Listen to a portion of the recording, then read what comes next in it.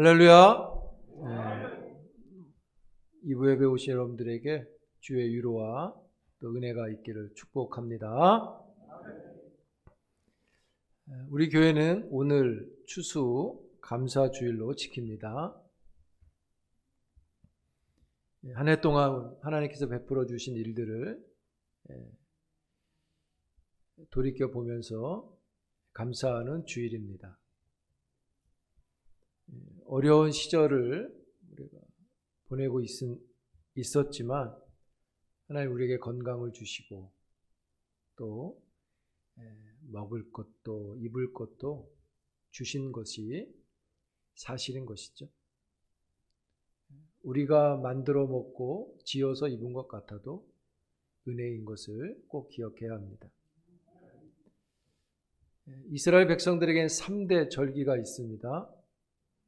유월절, 칠칠절, 초막절이 있죠. 이 초막절은 이제 장막절이라고도 하고 수장절이라고도 하는데, 성경의 수장절은 그 내용이 1년 동안 농사를 지었는데 하나님이 지켜주셔서 모든 것이 잘 끝났다고 하는 의미를 갖고 드리는 절기죠. 그래서 우리가 드리는 추수감사절에 해당한다고 할 수 있습니다. 추수감사주의를 지키면서 우리 안에 감사가 회복되어지는 주의 은혜가 있기를 축복합니다. 오늘 시인은 본문 1절과 2절에서 이렇게 이야기합니다. 온 땅이여 여호와께 즐거운 찬송을 부르라.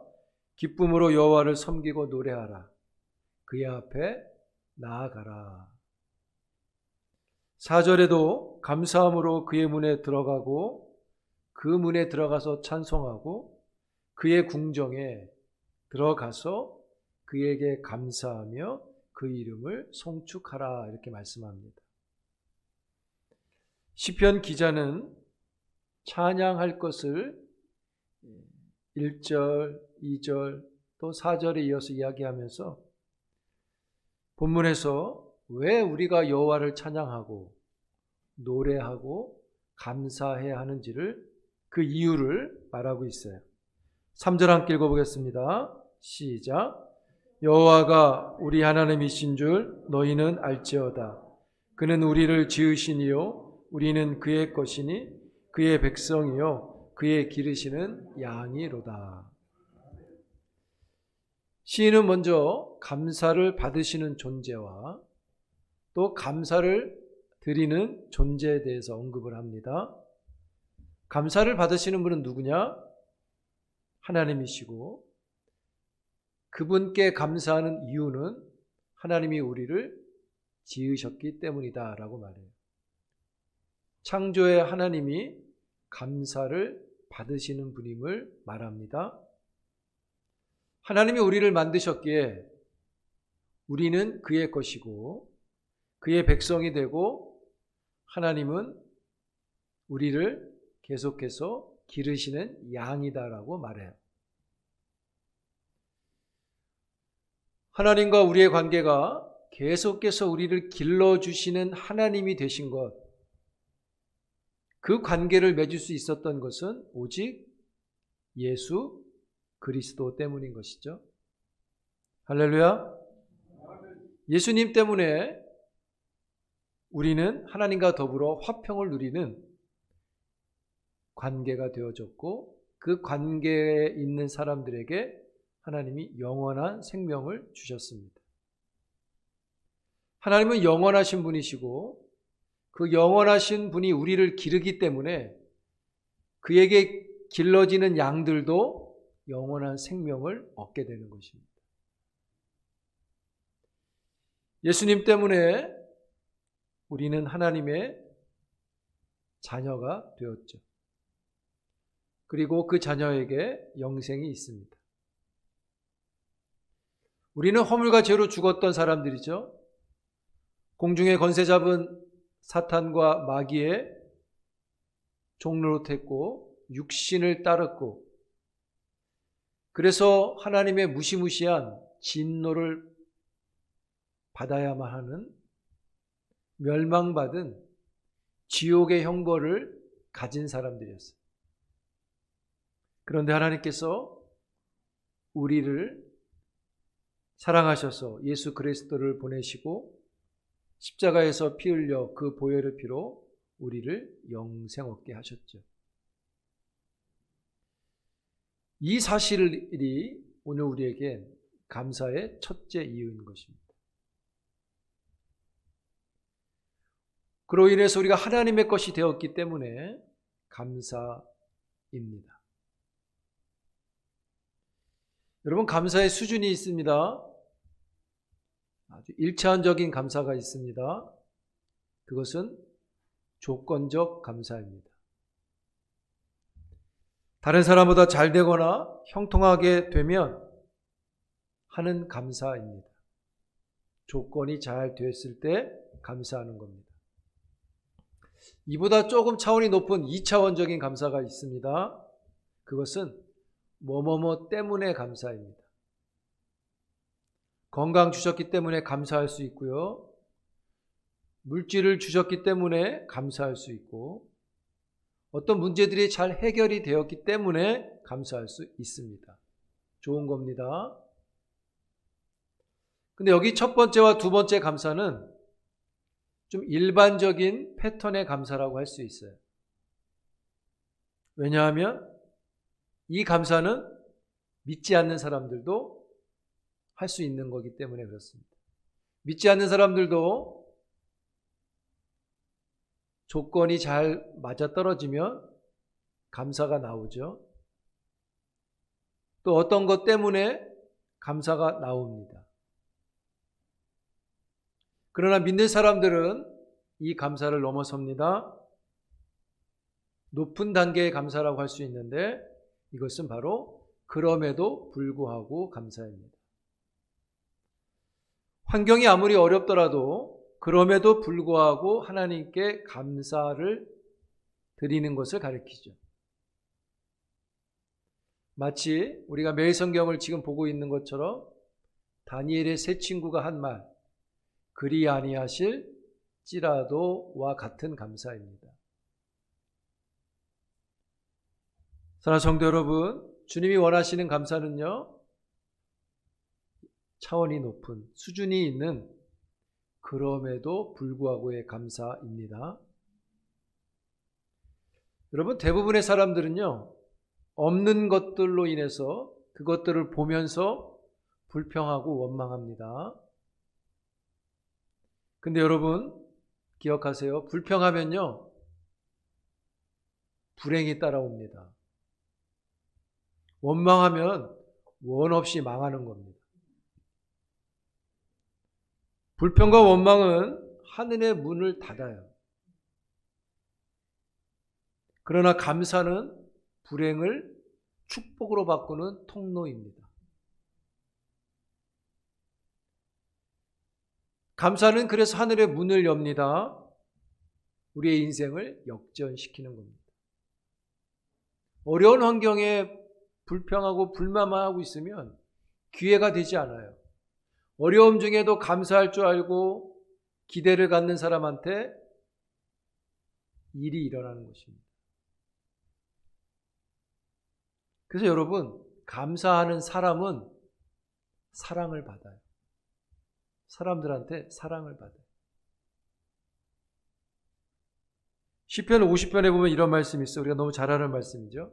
감사로 제사를 드리는 자가 나를 영화롭게 하나니, 그의 행위를 옳게 하는 자에게, 그 감사 제사를 드리는 자에게 내가 하나님의 구원을 보이리라. 할렐루야. 여러분, 감사가 죄사가 된다고 말합니다. 그리고 그 감사가 하나님을 영화롭게 한다고 말합니다. 감사를 그냥 감사해요, 좋아서 하는 말이 아니라 성경은 이 감사를 하나님과 연관시키고 있어요. 그래서 감사에 대한 우리의 생각을 새롭게 합니다. 그래서 하나님의 사람의 특징은 불평이 아니라 감사예요.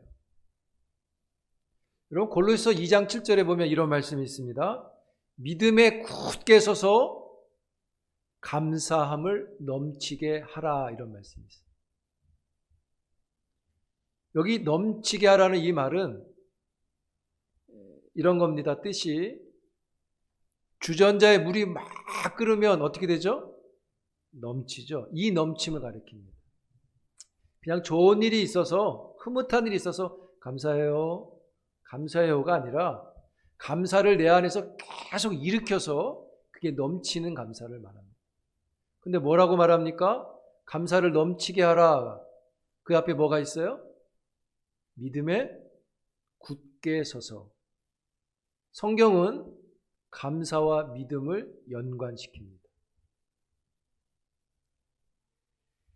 그냥 하는 게 아니란 겁니다.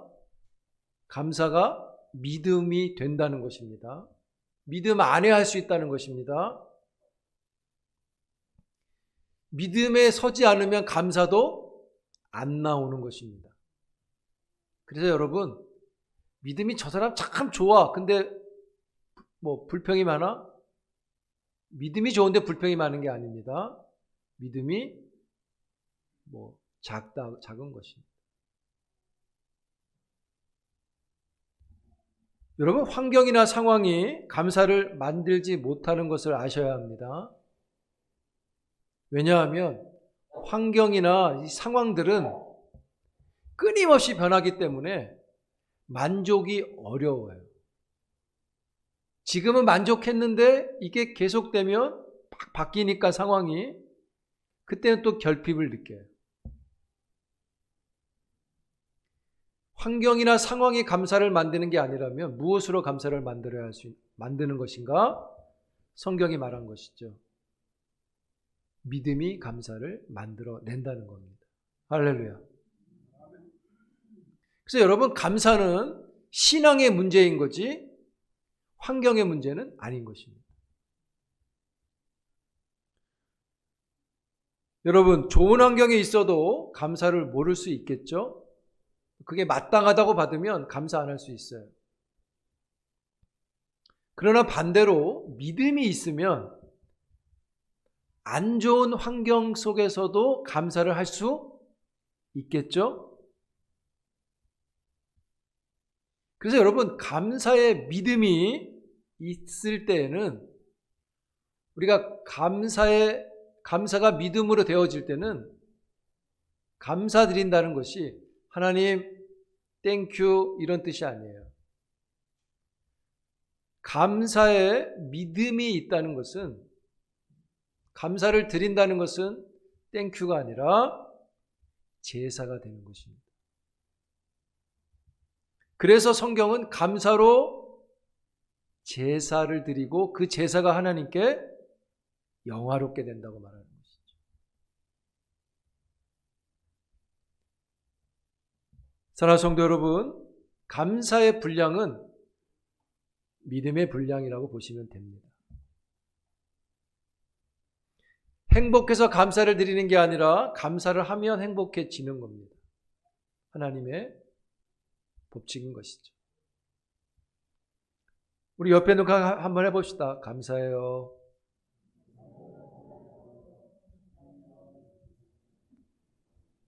뭐가 감사해요? 옆 사람한테 뭐가 감사해요?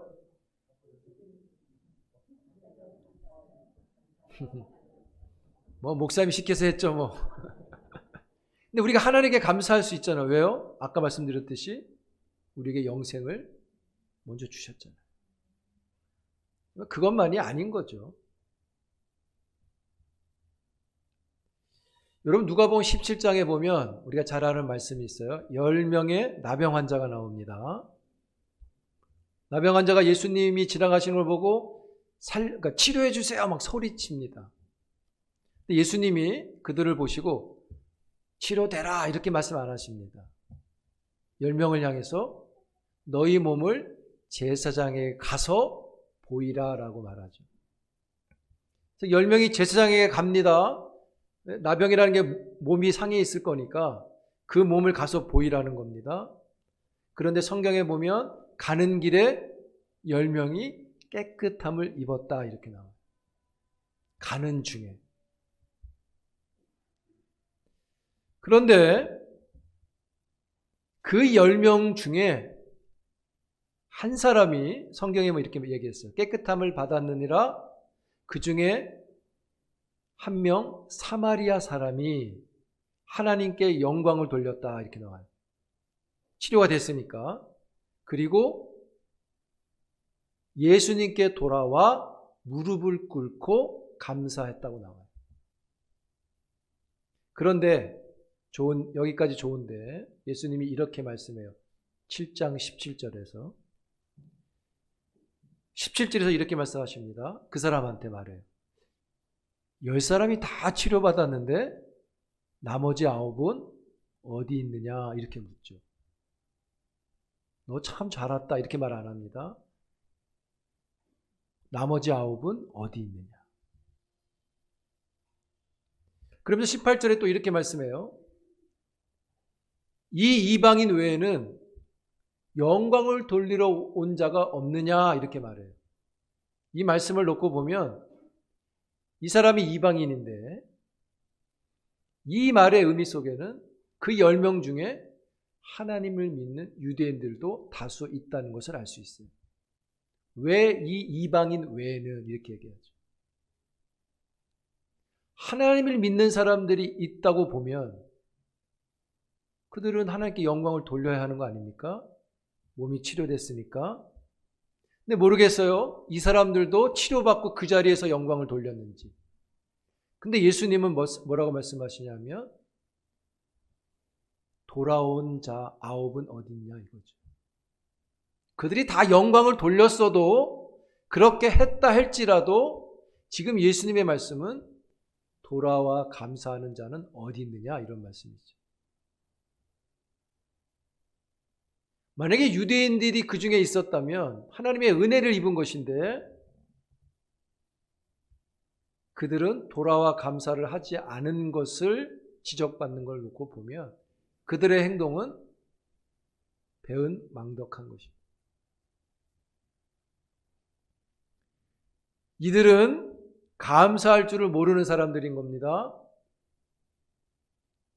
그래서 여러분 이건 감사가 없는 게 아니라 믿음이 없는 것과도 같은 것입니다. 사랑하는 성도 여러분, 문제를 해결받기 위해서 그렇게 예수님께 치료해달라고 소리 질렀는데 겸손함으로 그분을 찾았는데 은혜를 받은 후에는 감사가 잊혀지는 거죠. 예수님의 말씀의 문맥으로 보면 감사가 무시된 것과 같은 것입니다.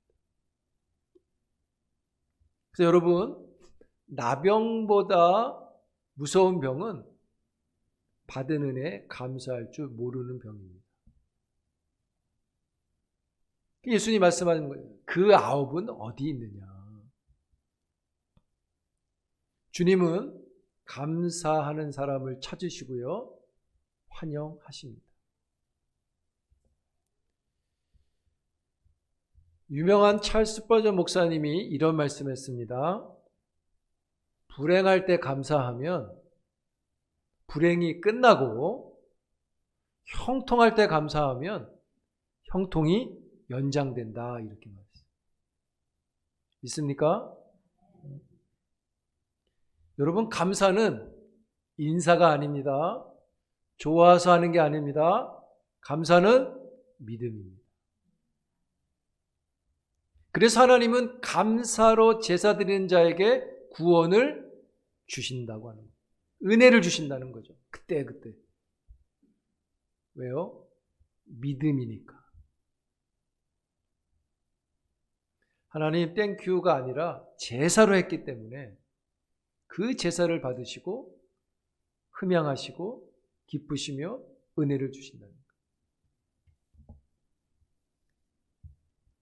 그래서 여러분 감사가 믿음이라면 이 감사는 그냥 좋을 때 하는 게 아니라 이게 믿음이라면 감사는요 꼭 성장해야 합니다. 감사는요 성숙해져야 되는 거예요. 그 깊이도 깊어지는 것이고, 그 뭐 양이라면 더 양도 많아지는 것이고, 넘쳐야 되는 것이죠.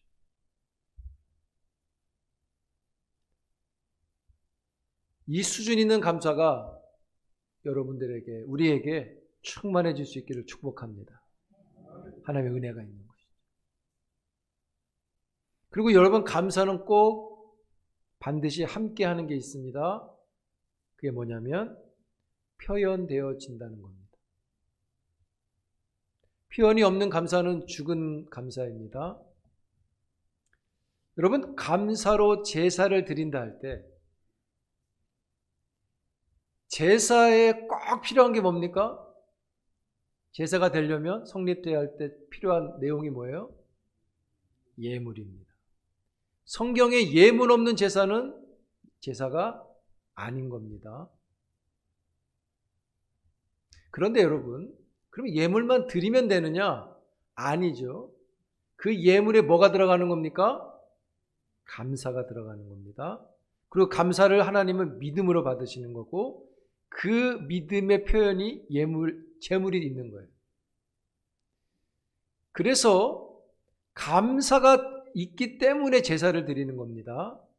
내가 무엇을 받아내기 위해서 제사를 드리는 게 아니라 이미 받았기 때문에 감사가 있어서 제사가 된다는 거예요. 그래서 여러분, 감사에는 제물이 꼭 들어가야 하듯이 우리들도 예배 때 예물을 드리는 이유가 거기에 있는 겁니다. 예물이 없이는 온전한 제사가 성립되지 않아요.